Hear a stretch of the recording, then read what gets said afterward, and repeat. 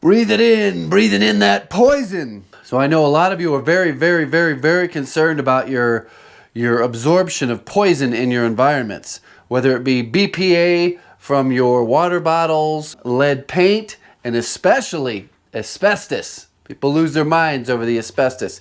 But there is another poison that is in all your houses. Well, most of them. I'll put a map on the screen. If you live in any of the dark red or even the next shade down, you're being poisoned. You've always been poisoned.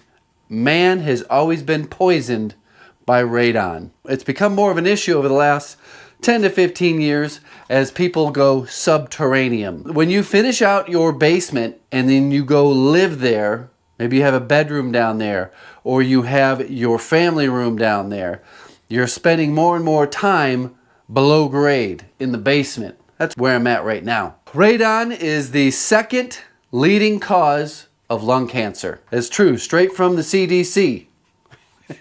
If you have bedrooms on the second floor of your house, you're probably going to have very low, if no radon readings. If you don't spend time in your basement, probably not too much of a concern if you're upstairs. I got here a little digital device that reads the radon for the last 7 days and the last day. And you can see we're elevated. Anything above 4, long-term average is 8, and short-term average is 7. So that is above the recommended level to do something. Take action. Save your lungs. How do we get the radon out of here? Well, we gotta suck it out through a tube. I gotta do some work here. I gotta remove this antique workbench. I gotta drill a hole in the slab. I gotta make sure I miss the footer. Shove a 3-inch pipe in there. Get it ran outside the house. Put an outside suction pump on it.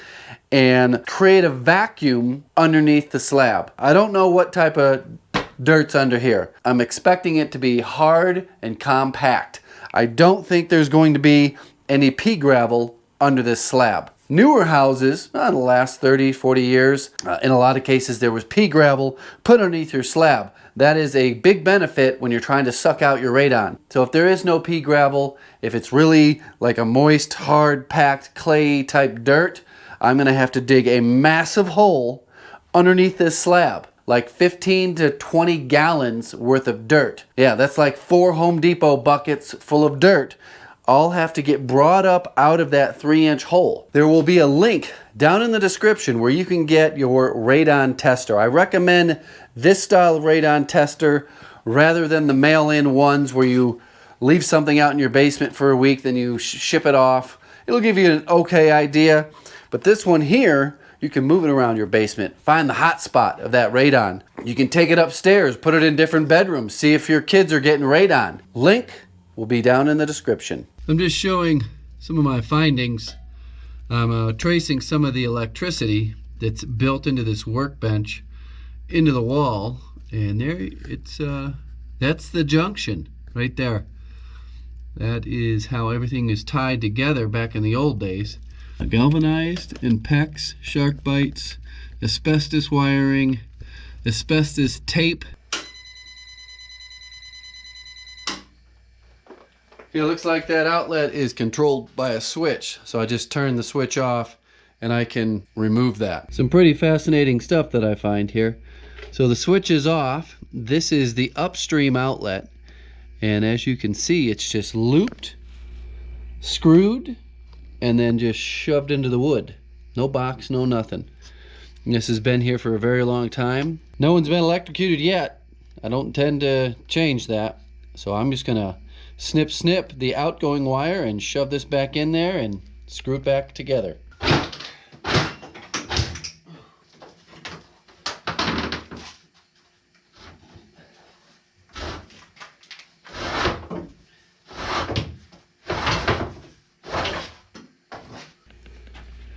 So that's the electrical box. It's the combustible brand. Can't get those anymore. So Spider sent me out some blades. Thought that was pretty cool. They just said, hey, give us your address. We'll send you free blades. And I get to use them. This is a 6 TPI, 8% cobalt bimetal for wood and nails. It's just a sample packet.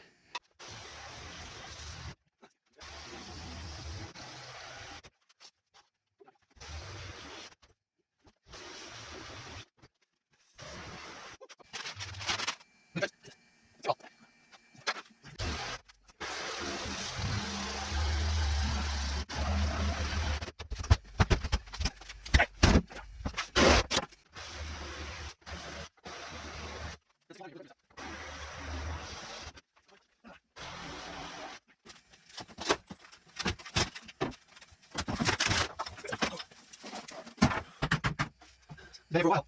What hole is this? Oh, man, look at this. 50 years ago.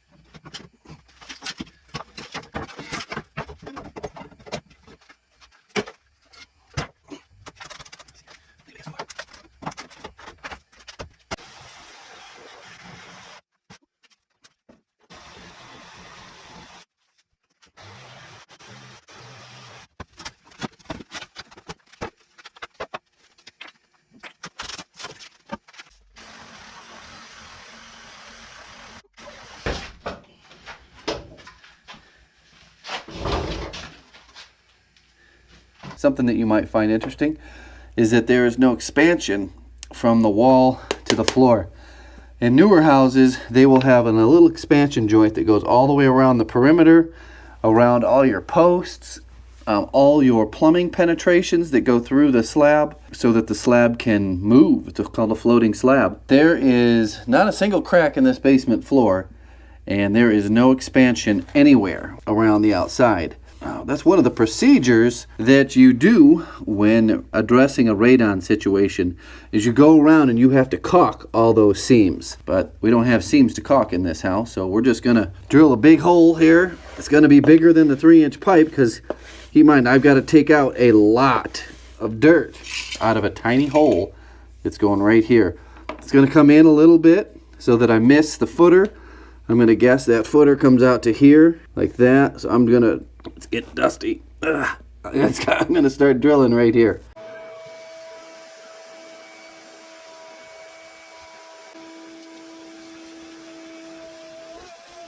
So I'm going to use the SSD from DeWalt with another 60-volt battery. Got a 3/8 by 12-inch drill bit. Got the 4 chipper teeth on there. This is supposed to go through rebar. Not sure if we're going to run into that. That's my hole. So what I'll be doing is drilling several holes around the perimeter and whacking it out, chipping it out. So that is about 6 inches. Maybe that's why it's 6 inches slab. The next one's going to go over here, and hopefully I go straight through and do not hit the footer.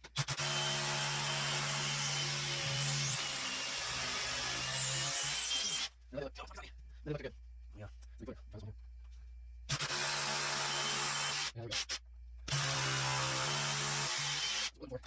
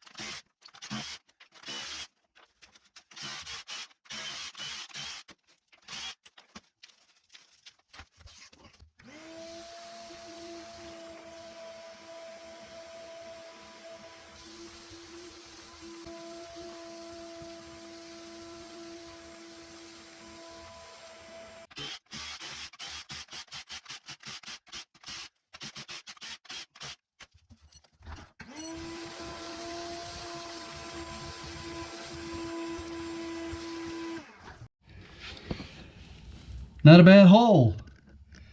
This is some hard clay like dirt under there. The footer's over this way. Most of my excavation is going to be out into this area. But I have to chop up that dirt with a digging bar and vacuum it out.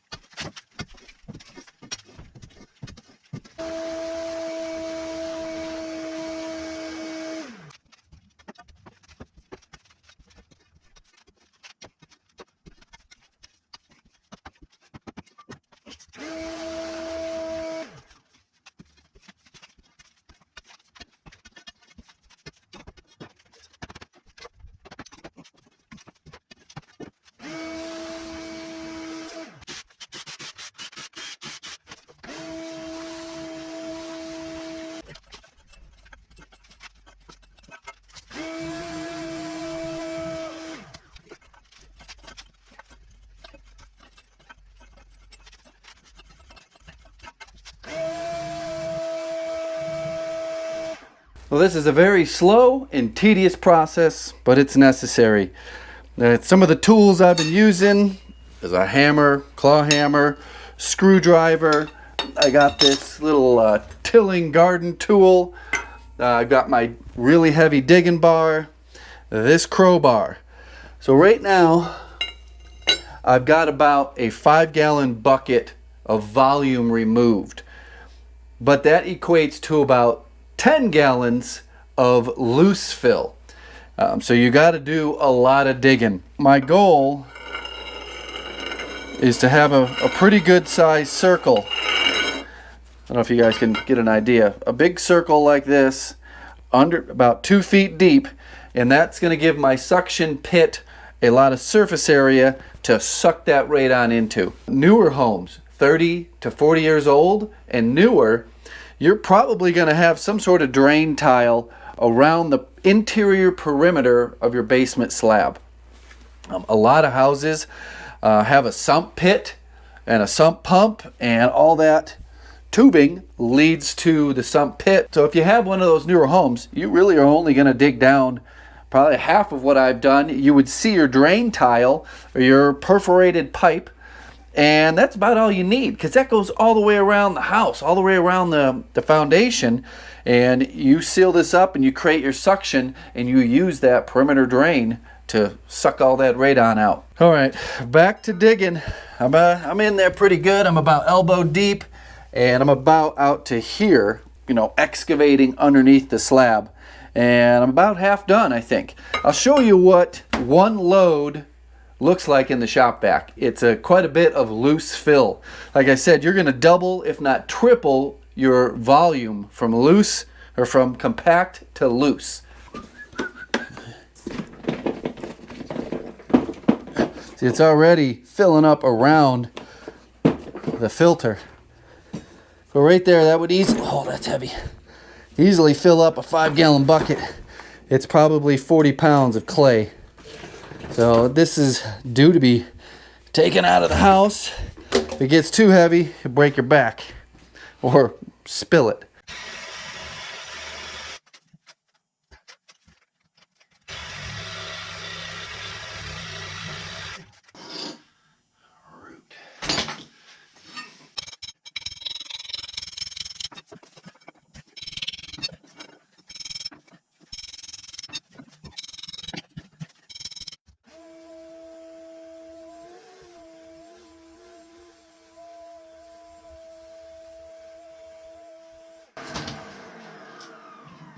Hole. Shoulder deep, and it's about out to here. Keep going, a little bit bigger. And the home stretch.